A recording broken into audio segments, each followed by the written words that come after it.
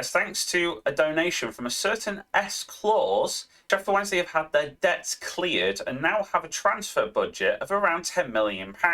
Marvin Johnson's there. He's winged it in. Windass, it's 1-0. As a personal preference, because I just wanted to develop like he's in real life. Oh my days! Reece James, Bannon with a beautiful through ball. Johnson with a through ball. Musaba, it's 3. Bannon. Folks, oh, come on. You know what to do. Oh my God, he does! There we go, 4-2 victory. It's 3 points, even if the last 20 minutes was a bit ropey. As we hit New Year, this is the table as it stands. Sheffield Wednesday on 22 points in 20...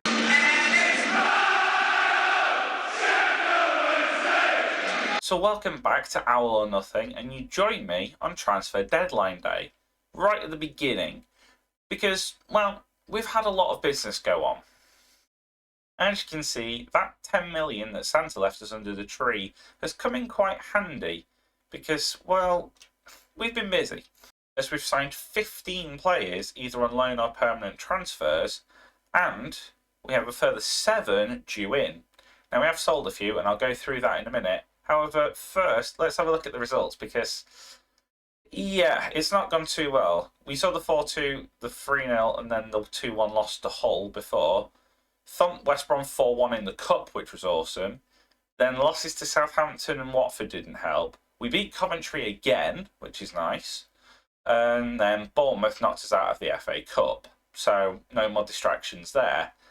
Yeah, the one win was a Josh Windass goal in the 86th minute against Coventry, and it was one of those where it was absolute limbs, where 4 minutes from time, a few of our new signings were involved in this match and combined nicely to make sure that Windass came in with the winner. Ocampo here with the assist is one of our new signings.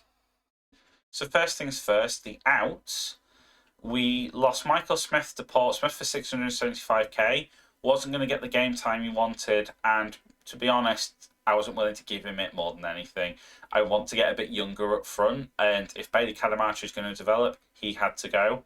Same for Lee Gregory. He decided to go off to Sydney and have a little holiday in Australia and play for Western Sydney Wanderers while he's out there. Dominic Iorfa went to Peterborough so he could go back and relive League One. Michael Ahekwe has joined QPR. Slightly controversial because he is a very good defender and QPR are a rival team. I just thought with his physicals declining and with some targets that were going to get game time ahead of him, I thought I'll take the 400k, thank you. Tarek Bakerson has also gone to Peterborough, only 100k because the game really doesn't rate him. In real life he's gone on loan to Charlton, but I thought he's not really going to develop, so I'm going to take the money again. Behind my head, there's a bunch of youth players who just didn't cut it, who left for 2,000 or 3,000 to lower league teams, so nothing major. The only other one that was a first teamer, Malik Wilkes, has gone out on loan to Bristol Rovers because he just wasn't going to get the game time, so I thought may as well let him have some. But all in all, that managed to raise about 1.5 million, so we had about 11 million to spend, and so far we've spent 5, and there's another 2.6 due out. So let's have a look at some of the players, shall we? Actually, before that, it is worth noting, Vasquez, Buckley, and Ashley Fletcher all had their loans terminated early, so I got them sent back, and we brought in the 2 loan players that have actually happened in real life so far, in James Beadle and Ike Ugbo, who are pretty solid in the game, so I thought, hey, we might as well let real life take hold. Connor Coventry is a rumour in real life, but I decided I would bring him in anyway because West Ham would let me, and he's going to be, a reasonable ball-winning midfielder backup. However, I have bought what I think is a better player who will challenge Volks, but more on him later. The first signing we made for money was a considerable one as well. 900k here for Riquelme from Brazil, and he is reasonably pacey, reasonably technical, and reasonably mental. He's pretty good across the board, really. He doesn't have much of a weakness. And for the role I'm intending him to be, that left inside forward, he should be absolutely solid. I mentioned wanting to get younger in defence, and Momo Mbaye here does that nicely. 25 years old. He can play the wide centre-back, the ball-playing defender, or the central defender, which the 3 formations I have use. I have started teaching a third one, which I'll get into later. But again, he has attributes where he needs them. And for 115,000 from Cadiz, I can't complain. Daiki Hashioka from Japan. He cost me 400,000 from St Truden in Belgium. And again, he is versatile. He can play right wing back, centre back, especially wide centre back as well. So he'll be versatile. Regular starter's not ideal because I'm probably going to use him more as a squad player, but it was the only way I was going to get him through the door. Abiel Osorio here is a pressing / advanced forward who is going to be harrying the opposition, but I'm expecting him more to be the assist merchant. Again, he has the pace and the mentals.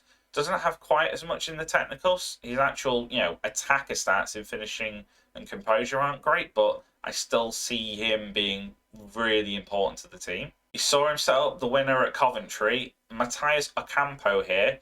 He is one of my 2 emergency work permit players. Now, to explain this, because of Brexit rules and work permit requirements in England, quite often players will not be able to be granted a work permit when they join.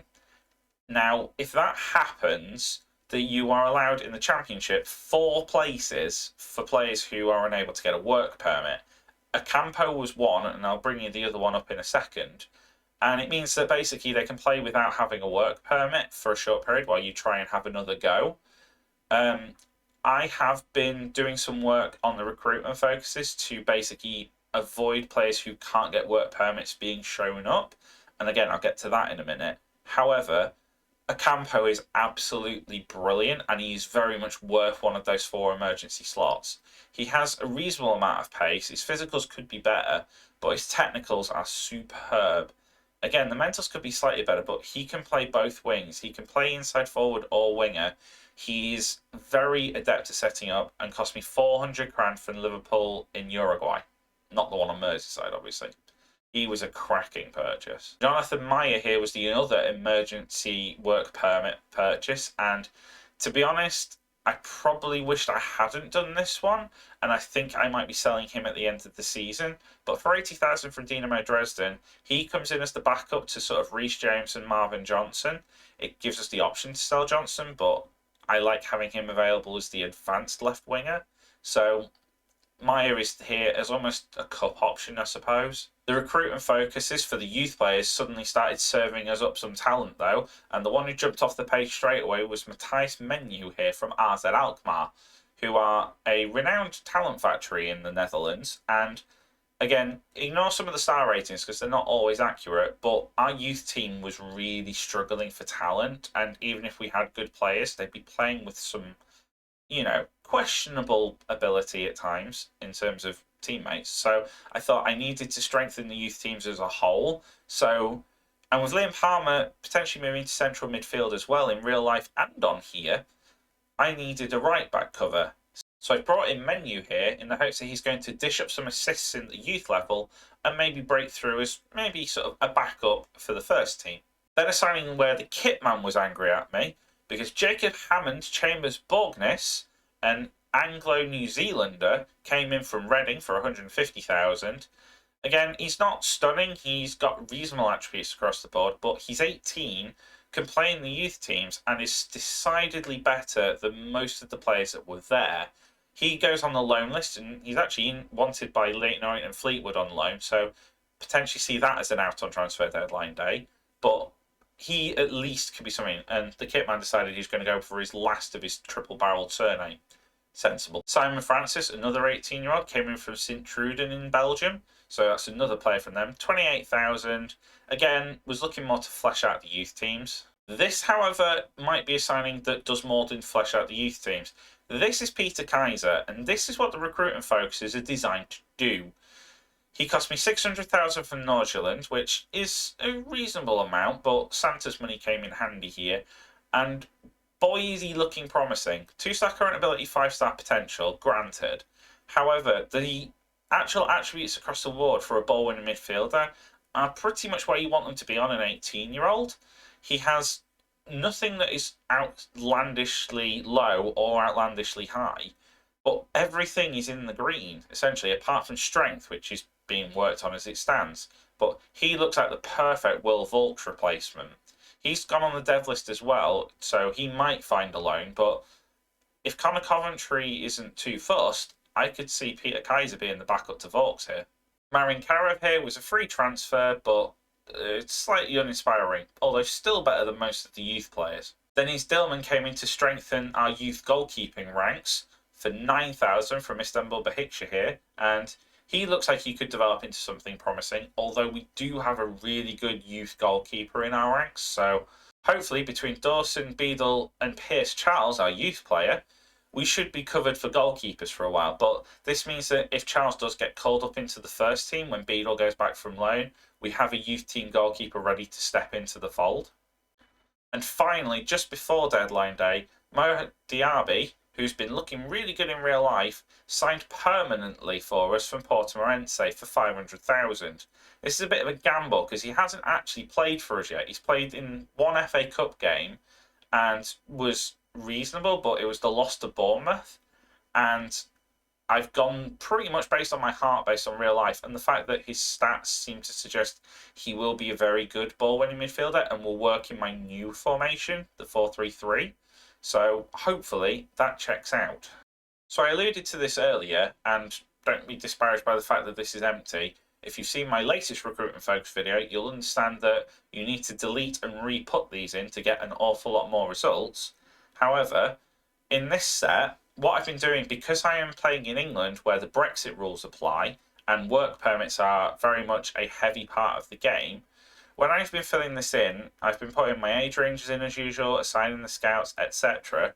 If you go in further details, go to add work permit chance and put in is not, would probably fail to gain a work permit, which I already had in there obviously. That means that you will not have any players come up where basically you can sign them and then you're going to have to give them one of those 4 emergency places. Now, in some ways, you might want to have a few players come through that can use those emergency places, but you're going to just punt the problem down the road. If you do that, you're going to get players coming in who are still going to be able to sign for you, able to play for you, can be registered, and if anything, it just sifts it out a little bit more. You can see from my youth list, every player who is on this list is able to get a work permit, either because they play in England or they play at a high enough level or have enough of the accrued points, and also has interest in joining us. So it's why the list seems a little bit short, but I've only had a month at the table, and to be honest, the problem we're having at the moment is our position in the table. Because with those losses that we had in our recent games and only the win against Coventry, we are down in 22nd still. We are on 25 points and we are now only 2 off of safety because Huddersfield and Millwall have had absolute shockers. And we are 3 points ahead of QPR. Rotherham are basically dead. So we've only really got 2 from 4 potentially. We might be able to suck Swansea and Birmingham down there, but we shall see. But because we're in the relegation zone and our rep is getting quite low, it means that players aren't so keen to sign for us, and it's going to make it a bit difficult. So long as we survive, I think the summer window could be really exciting. So with all that, my plan is just to go through deadline day, show you any more players that I obtain and see if a few more go out on loan, and then play a few more matches and let you know how it develops. So transfer deadline day has just ended and we did get a number of deals over the line. We managed to get 6 extra players come through the door, 1 loan and 5 permanent, which is a good sign. So quickly to go through them, Yassin Mohammed here is an 18-year-old striker from Nice who came in for 45,000. Again, here to improve the under-21 team. Samuel Cleo Harding here, who is a centre-back, 17 years old from Dundee United. Took a little bit of convincing to come, but I think he could be worth it as well. He's going to be another decent addition to the under-21s or the under-18s to start with, but he might develop quite nicely. Just could do with a little bit more strength, perhaps. Guillermo Gonzalez here, I think that's right, from Colón in Argentina. He is looking very tasty on the left side. I was looking for someone who could play the inside forward role because I really love inside forward on attack this year, and indeed have done every year. And with the formation I've set up, I think he could be an absolute dime to fit in that role. 4k a week, cost me 1 million, so he wasn't cheap, but thank you, Santa, for that money. He's worth it, though. I think he's going to be a little star for us. Ignacio Rodriguez here from Liverpool. Not that one. He's come in for 900,000. Again, questionable on value, but he's 20 years old, so I don't have to register him. He can play, again, all of his defensive roles, but he's much younger than a lot of them, and he can develop. Then one of the agent offers we got, look out for the agent offers, especially anything that's like better than C, because sometimes you get players like this thrown at you. This is Regis Ndo, or Undo. I'm not sure, but I would not undo this signing because for £250,000, 16 dribbling, 14 pace and acceleration. Yes, his crossing leaves a little bit to be desired, but I play inside forwards and he has 12 finishing, 13 composure, which is absolutely what you want in this role. I think he is being undersold on some of these star ratings, especially when you look at the formation I'm pulling. And then finally, I thought I was struggling in the centre midfield because if Barry Bannon goes down or George Byers, we are struggling in terms of deep line playmakers and CMAs. So I decided to look to the loan market because I had 3 hours left, and this guy came up. Sharon Durr from PSG. Got him on a squad player because they wanted important player, but I was willing to get him down to squad, and they're asking about £4,000 a week, which is well within our price range to be able to go down to squad player to play as a potential backup DLP. And he is going to be an interesting idea. At least if Bannon goes down, we have someone who can just play every game. And if he doesn't, we can at least rotate Bannon out if we need to. But he's also capable of playing that CMA route if Byers is unfit or if we generally just want to shake it up a little. There are no other exits of particular note, so we have our team pretty much set now. And this is the formation that I'm going to start with for the time being, which has worked well in my Malta save. Now, during transfer deadline day, we had a bit of an issue. Josh Windass twisted his ankle and is out for 2 to 4 weeks. Guillermo Gonçalves, who just arrived in from Argentina, must not have liked the January weather in Sheffield because he got a cold pretty much as soon as he stepped off the plane, so he's going to be missing for a day or two. But other than that, everyone is available. In Windass's absence, I'm going with Icookbo to start with, but Patterson's available, Osorio's available, and Bailey Cadamarteri is available as well, so we have options up there. You can see Bannon, Byers, Volks with the nice triangle in the middle. That's looking good, so I'd like to keep that together. Campo and Riquelme, 2 of our new recruits on the wings. Palmer, Diaby, and Bay, another new signing, and James at the back with Dawson in goal. I think it should be enough to keep us up. And our next few games look pretty good too. Huddersfield, 21st, Birmingham 18th, 2 of our biggest rivals. So if that's 2 wins, we're probably out of the relegation zone and we have to keep it up. Then it gets a bit more difficult with Leicester. Then Millwall is a huge game. Bristol City is winnable. Rotherham is must win. And then Plymouth down there. We have such a run of fixtures where only Leicester give a particular difficulty. So we need to go on a bit of a run. So we rode our luck a little bit against Huddersfield here. Rudoni missing one from the spot. Well, I say missing. Dawson with a great save to parry it to the side. But then look out for this strike from George Byers. Ugbo picks it up, dropping in deep, surprisingly. Byers just turns, hits it, catches Nichols off guard, and that was 1-0 after 59 minutes. However, Huddersfield, in the 87th minute, came back, and another long-range goal here from Jonathan Hogg, and you do have to question Dawson a little bit on that one. However, I have to question Nichols a lot more for this one. 1 minute later, we come forward, Bannon plays in Undor, who Sharon Durr came off the bench to replace Byers, and a very tame daisy cutter of a shot has just trickled past Nichols and given Wednesday all 3 points. Cracking result, and it's a momentous moment because it means for the first time since taking over, we are out of the relegation zone. We leapfrog Huddersfield into 21st. So hopefully a win against Birmingham and we can keep climbing. I really don't know what to think about this one.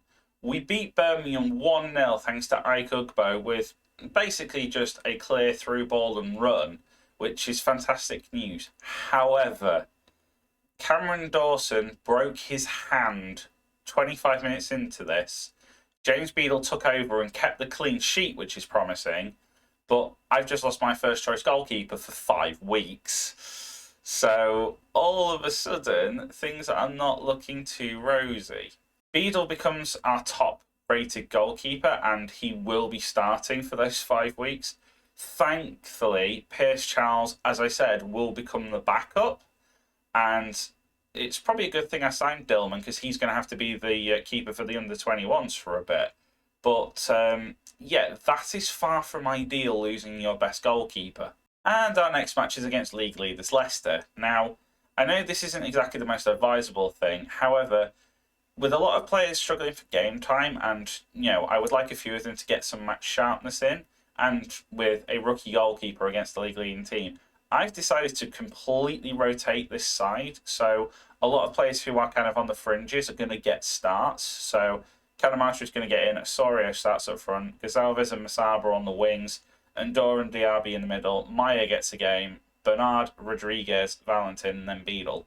And even the bench is mostly people who are unfit. I kind of expect us to get tonked here, but here's hoping. We lost 3-1 in the end. Could have been a lot worse. Osorio did get a goal, but Iheanacho, McAteer, and Yaromaliuk, I'm sure I've said that wrong, did us in. And to be fair, we did well to get 1.1 XG, I think. But with the win against Birmingham in the previous game, we are now 20th and even ahead of Millwall and 4 points ahead of Huddersfield now. So we are making moves in the right direction.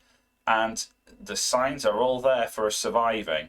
So my plan is to play a few of these games off camera just to see where we end up. If we're still in a relegation dogfight, we'll come back for one of the key games. If it looks like we're walking our way to safety, I'll come back for the game that confirms our safety probably. Or if there's a particularly tasty matchup, we'll come back for that. But for now, thank you again very much for watching. Thanks for all the support on the videos, especially the subscribes. They have been awesome. Being over 1,000 and monetized is an awesome feeling. But thank you again. You know where the like and subscribe button are. Tell your friends, whether they're Wednesday fans or not. Feel free to leave any comments below if you want to know any more information, be it about recruitment focuses, transfers, or just generally what's coming up. But thank you again, and I will see you next time.